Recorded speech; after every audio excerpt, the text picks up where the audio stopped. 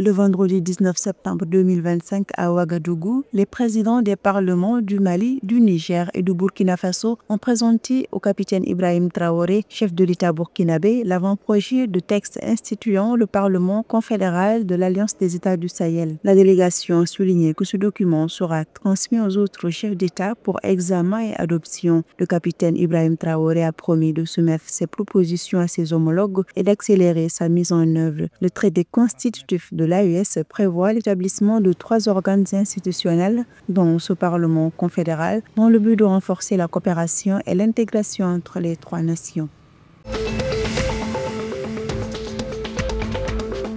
Pour la première fois de son histoire, la Guinée a obtenu une note B+ avec perspective stable de la part de l'agence de notation Standard & Poor's le jeudi 18 septembre 2025. Cette évaluation est le résultat d'un effort technique et stratégique en lien avec le projet intégré Mines Infrastructure Simandou et la vision de développement 2040 du président Mamadi Doumbouya. Standard & Poor's met en avant la solidité des bases économiques de la Guinée, dynamisée par un secteur minier en plein essor. L'agence prévoit une croissance annuelle du PIB avoisinant les 10% entre 2026 et 2028.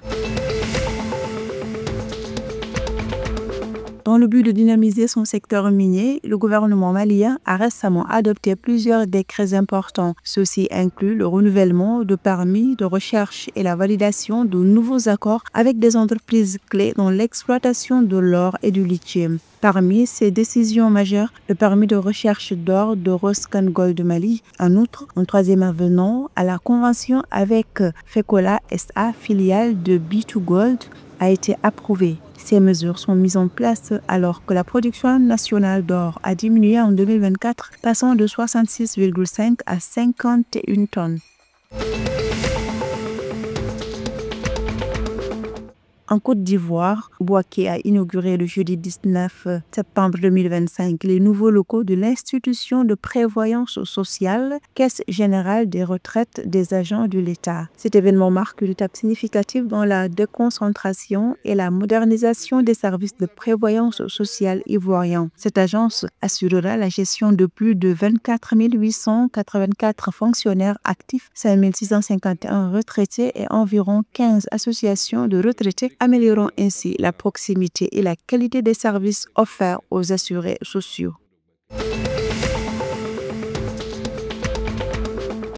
Le Burkinabé Hugues Fabrice Zango a conclu sa remarquable carrière internationale le 19 septembre 2025 en participant à la finale du triple saut des championnats du monde d'athlétisme à Tokyo, où il a décroché la 7e place avec un bond de 16,92 mètres. Cette performance marque la fin d'un parcours exceptionnel pour le premier médaillé olympique du Burkina Faso. Hugues Fabrice Zango, détenteur du record d'Afrique et ancien recordman du monde en salle avec 18,7 mètres, se retire du monde de la compétition avec sérénité, exprimant sa volonté de s'impliquer dans la formation de la prochaine génération d'athlètes.